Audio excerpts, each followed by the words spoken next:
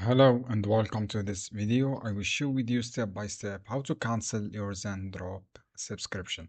If you want to cancel your subscription, follow me on this video. Go to Google, search for Zendrop, click this website, and then go to your profile icon, then go to billing. As you can see here, when you down and go to the billing option, you will see your subscription. So just click this icon. This is the free plan. Click on this one.